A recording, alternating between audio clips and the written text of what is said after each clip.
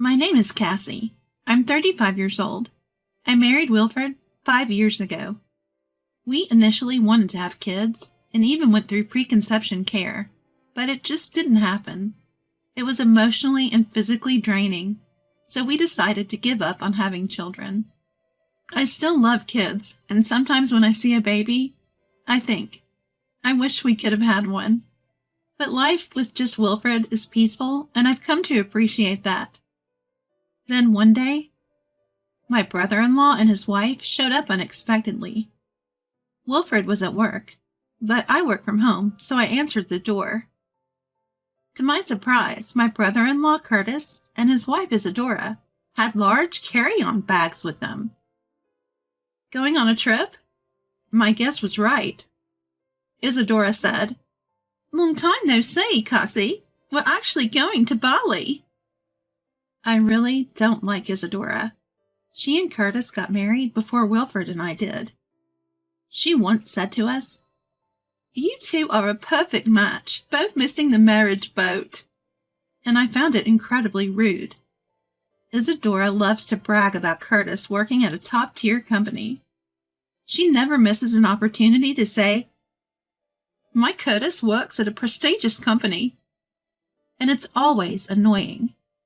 What I hate the most is her making fun of our infertility. She knew we were doing preconception care, but said, "Doesn't preconception care feel unnatural? Will a child born that way even grow up properly? A naturally born child is always best, like our daughter Sasha." So it wasn't surprising that she came to brag about her trip to Bali.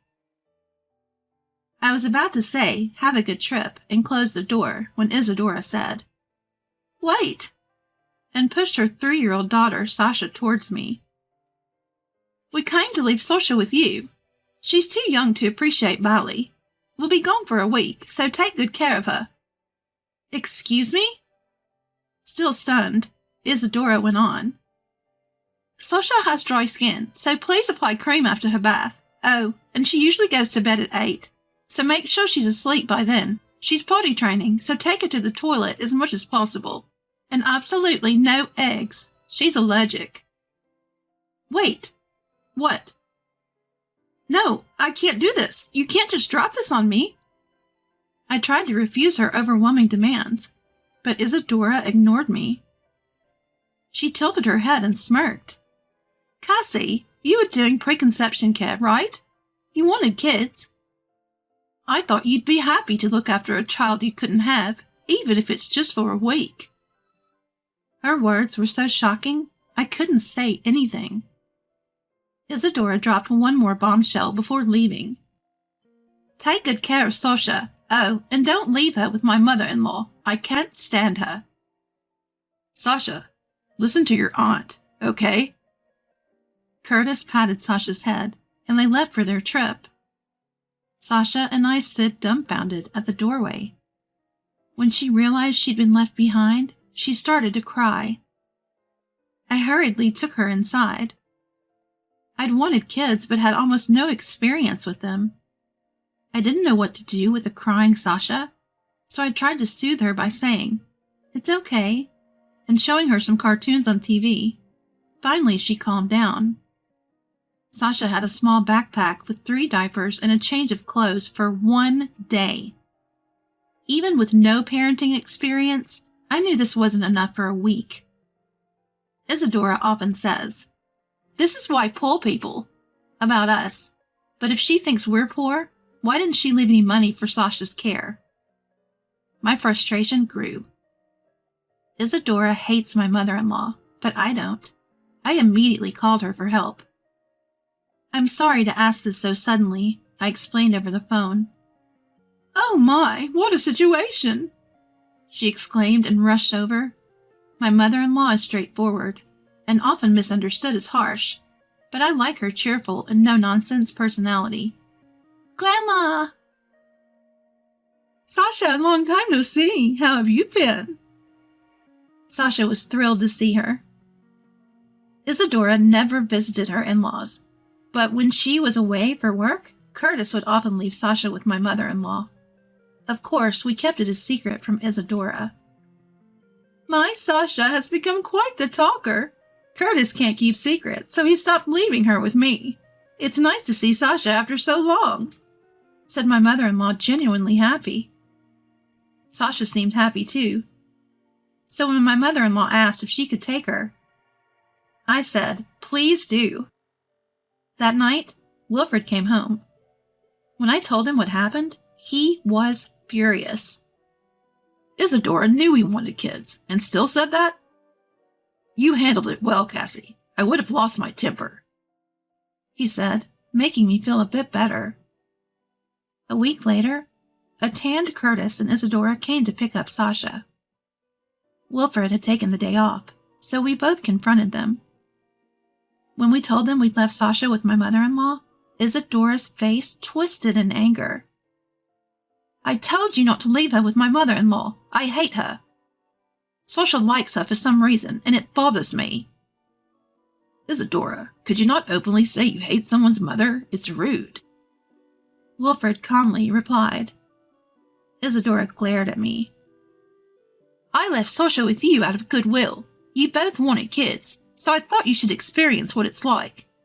It's not all fun and games, and you trampled on my goodwill by not even listening to my simple request. That's low." Her audacity left me cold. I snapped. People probably got mad at this. I confronted Isadora with the words that came to my mind, which had become strangely calm. "The ones who are low are you and Curtis." "What? Why didn't you take Sasha on your trip? You say she's too young to appreciate ballet, but you just didn't want the hassle. And leaving her for a week with only 3 diapers and 1 change of clothes, what's that about?" "Well, would you normally leave your egg-allergic child with someone else, even a relative? Allergies can be life-threatening, and Sasha cried when you left. Did you even consider how she'd feel being abandoned for a week?" Isadora and Curtis were speechless. Finally, Isadora forced out some words. "But I left Sasha with you out of goodwill, Cassie. You work from home. You have time. We're family. You could help a little with childcare. Or is it because you're poor and you didn't get paid for babysitting?" As I sighed at Isadora's relentless need to belittle me, Wilfred, standing next to me, spoke up. "Listen, Isadora, you keep calling us poor, but I think we earn more than you do. I work for a top international company, and Cassie makes twice as much as Curtis." As he said this, he pointed to a character merchandise displayed in our entryway. "Recognize this character? Cassie designed it." "What?" Isadora and Curtis looked stunned, and for good reason. I'd never told them, not wanting to brag. But I was the designer of a character everyone knows. Designing its illustrations and merchandise is my main job, but I also illustrate children's books and create corporate mascots. I'm far from idle at home. I had no idea Cassie was such an amazing illustrator. "Hey, Cassie, give me an autograph. I want to show off at work." I couldn't hide my disdain as Curtis stepped forward, ignoring his stunned wife, and asked for an autograph. No. I refused, but he kept begging. "Come on, please." Just then, my mother-in-law walked up from behind Isadora and Curtis. "Ah, Mom."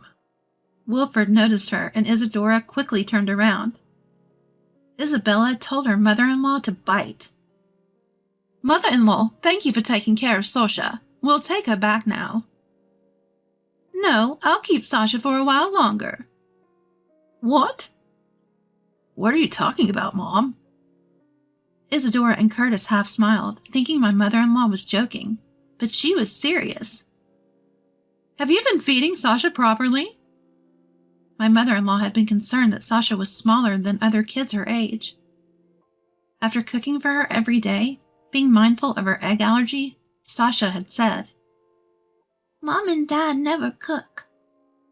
It seems that Isadora and Curtis found it too much of a hassle to prepare meals for their 2-year-old daughter Sasha, who has an egg allergy, so they've been giving her store-bought baby food. You can't blame anyone for calling this neglect. I've reported you to Child Protective Services. I've also offered to take care of Sasha for a while, so you two should go home," said the mother-in-law, who had worked as a public health nurse for many years and was very knowledgeable about child development. Although she had always been suspicious, she had turned a blind eye, thinking it was wrong to doubt her own son and his wife. But after spending a week together, she decided that she couldn't ignore the situation any longer. After a heated argument at the front door, Isadora and Curtis retreated, unable to withstand the mother-in-law's forcefulness. "I'm sorry for causing such a scene. Don't worry, I'll take care of Sasha," she said before leaving. Within a month of this big commotion, Curtis showed up unannounced at our house. Apparently, his affair had been discovered. He had lied about going on a business trip abroad and was caught meeting his mistress. Isadora kicked him out. Initially, he went to his parents' house, but since Sasha was there, his father-in-law kicked him out. And he had no choice but to come to our place. Of course, we have no obligation to hide Curtis at our house, so Wilfred and I flatly refused. "We have no obligation to harbor you. Why don't you find a hotel?" we told him. And he left, shoulders slumped. In the end, Isadora and Curtis divorced. Curtis gained sole custody and moved back in with his parents after apologizing. I've heard from my mother-in-law that he's working hard to be a good dad to Sasha now, I learned. Isadora, who had not been properly raising Sasha, lost custody and broke down crying during the negotiations. She quit her job and returned to her parents' home in the countryside. It was pitiful to see Isadora, who had always acted so superior, end up broken and retreating to the countryside. "Auntie, did you come to play again today?" "Yeah, what should we play today?" "Let's play house. You'd be the baby, and Sasha would be the mom."